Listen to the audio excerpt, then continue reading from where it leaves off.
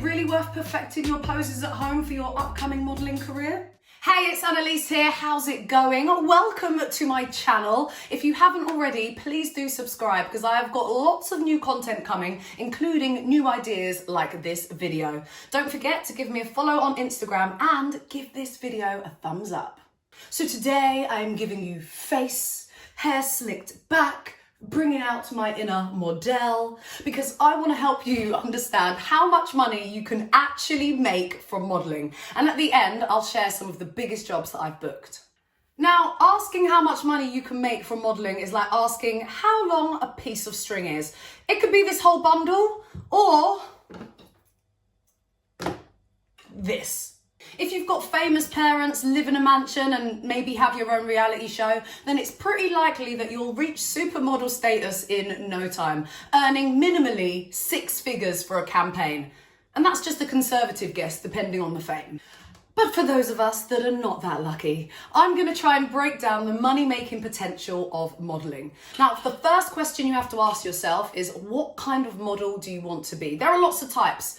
Everyone instantly thinks of the first type being a fashion model. That's when you're working for designers, it's about luxury clothing, luxury brands, etc.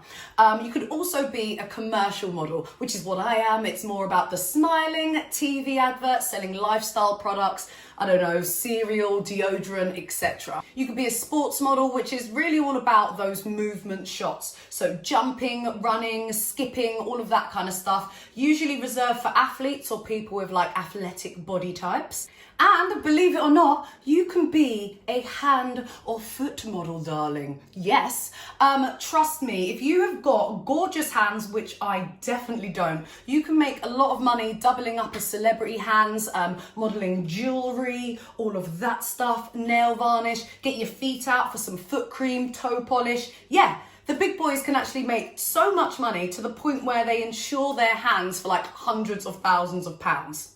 And in each of these categories of models, you're going to have aspiring models right through to like professional supermodel status. Now, let me give you my definition of a supermodel. So for me, a supermodel, you know their name. They are a household name. They also get booked by their name. And what I mean by that is that clients will request for a specific girl. They'll be like, I want Jordan Dunn, I want Gigi Hadid. And then when they're on the magazine covers, their names will probably be there as well. They're not just like a faceless model. They grace the covers of lots of international magazines, worldwide campaigns, all of that jazz.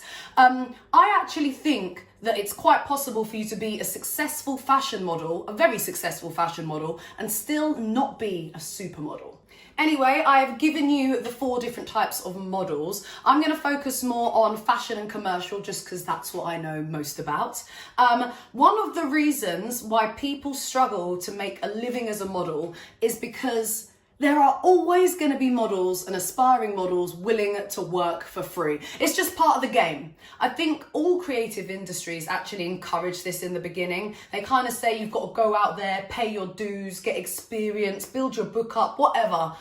And it can be quite soul destroying at the start. I actually remember getting £50 to model in a fashion show at a club, and I was so excited by that. I think this is a great thing because of course you've got to build up your experience, but there's a point that you get to when you really have to give yourself a value. A factor that is heavily going to affect your money-making potential as a model is whether you are signed to an agency or if you are freelance. Now, me personally, your money-making potential is always going to be stunted as a freelancer. I mean, it is a lot of work. First of all, you're the one who's got to find all the jobs. They're usually like listed on lots of random websites. You've got to deal with the dodgy photographers, negotiate a fee. How are you even supposed to negotiate when you're just starting out in the business and you don't really know what you should be working for? I would say the only plus point to being freelance is that there's no agency fees. However, when you are signed to an agency is a big difference. They bring you a whole other caliber of clients. I would never be able to approach Gillette or, I don't know, Smirnoff or all these different brands. I personally don't think that that connection would ever be made without me having an agency.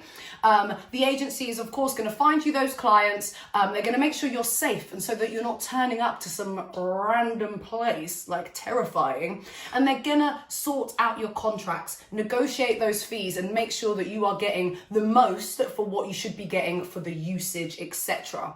The thing is with agencies is that, of course, they charge a fee. They have to make money as well. Now, agency fees you can expect to be between 20% and 33% of like a total job.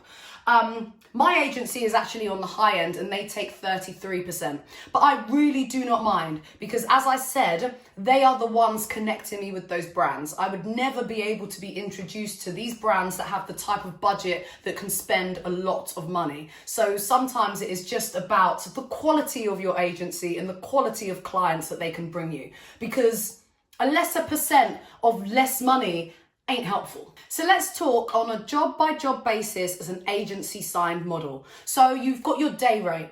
Now, in the past, like near the start of my career, my day rate was probably around £100. That has increased over a very long time now to about £300 for my day rate, I'd say. However, it's not really important, your day rate, because the glorious word that you want to hear when you're looking at a booking confirmation is your buyout. Now, your buyout is determined by the usage, which is made up of quite a few different factors. So first of all, you're going to have what platforms your image is being used on. So whether that is internet, like social media, or it might be print, TV, etc. Then it's all about the territories.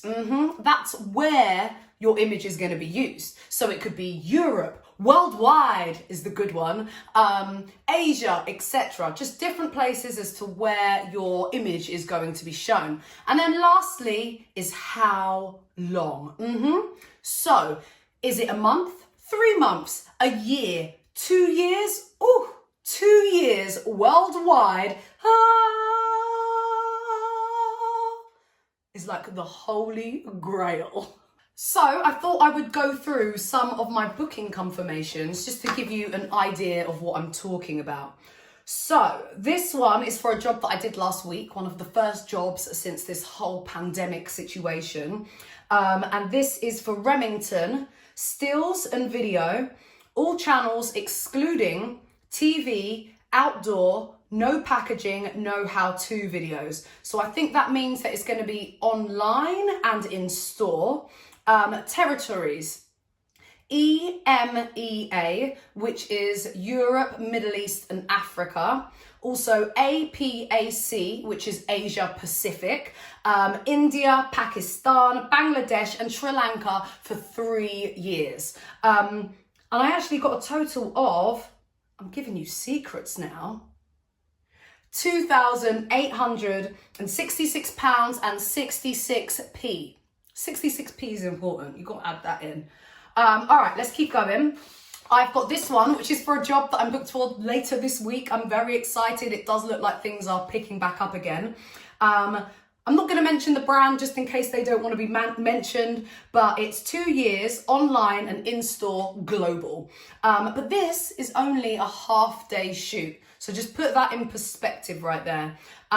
The fee that I'm getting for this one is 1,166p. Oh, I didn't say that right. £1,166 and 66p. Details. Okay, let me keep going here. Let me try and whirl through it. Oh, this was one of my big jobs. I'm not going to tell you how much yet, but the usage was for usage for print, DM, digital marketing, in-store, PR, digital, USA, 2 years usage. Sorry, I'm not doing it in bullet points because that's how it's kind of written. It's 2 years usage for internet, social, and in-store, and they've given the date from when that actually starts, which is the usage. That was a good one. I'll keep that a secret for now. I did a job for Next just before lockdown, which was a whole TV commercial situation. This one, the usage was only 3 months on this one. Global online. So it was on the Next websites, the app, email marketing, paid organic social, YouTube, display advertising, print media, affiliates, and PR. Can you see how many words there are? There's words that get used. I'm going to save that one. I'm not going to tell you how much I got paid for that one either. But something I do want to let you know about is additional usage. Just makes me excited thinking about additional usage. So what happens here is that, let's say you've booked a job that was for 2 years usage. The 2 years have run out, and what they've decided to do is use your image again for a little bit longer. So you don't even have to get up. You don't even have to move and go do another photo shoot or anything. No, your agency emails you and says that the usage on a job has been extended. Here you go, here's some money. I got an additional usage on the next job, which was great, especially during lockdown, which was just a £533.33, but no one's turning their nose up at money for that you don't have to move for. No, no, no. During lockdown, I also got additional usage for Avon. Now this, I feel like I shot this forever ago, and this was for the Ultra Matte Cream to Powder, and the usage was in the Avon brochure and catalogue, Avon representatives, marketing material, avon.com, worldwide, that word again, including third-party websites. So I'm guessing when Avon sells their products on other websites, they can still use my imagery. Also social media, and what they've done there is increase that by 1 year. Great. For £800. I am not arguing with that at all. No, I don't wake up for less than £1,000 a day. Nowhere near Linda Evangelista's £10,000, but let's face it, in this current climate, I will probably move for less. For me, £1,000 is just my minimum aim. Obviously, the higher the better, but please remember, I've been modelling for 20 plus years. I have earned it. So, how many jobs can I expect to book in a typical year? I've got no clue why I asked this question because I don't even know the answer. I've been modelling for so long, I promise you, for me, it just varies every single year. It's just so random. I will say that I've modelled more the older I've got, which is a little bit of a weird one, but I'm here for it. I've also learnt though that it's not about the quantity, it is about the quality, darling. I kind of feel like I can book a handful of jobs and cover my expenses for the whole year. I think that's why during this coronavirus pandemic situation that I haven't actually been that panicked about money. I think it's because I know that I can just book a big money job that can kind of cover my expenses for the whole time not working. Also, I am very good at saving money. I think that is a top tip for any freelancer. So it's time for the bit you have been waiting for, where I share some of the biggest jobs that I've ever booked. I'm a little bit scared because I feel like I'm letting you into my bank account, but I'm going to ignore that feeling. So let's start with the one that got framed. You can only imagine why it got framed. I booked this a few years ago and it was for Gillette. The job was shot in Barcelona. I've never seen the advert. Territories basically worldwide. Canada, Mexico, Australia, New Zealand, USA, Europe. Yeah, worldwide. I got paid £21,600. Just gonna hug this. Another big job that I booked last year was for Emirates, the airline. It was kind of awesome. They flew us to Dubai. I had a whole family, including a husband, a 13-year-old and a 9-year-old. The 9-year-old was actually the star of the advert, but we all kind of had speaking lines.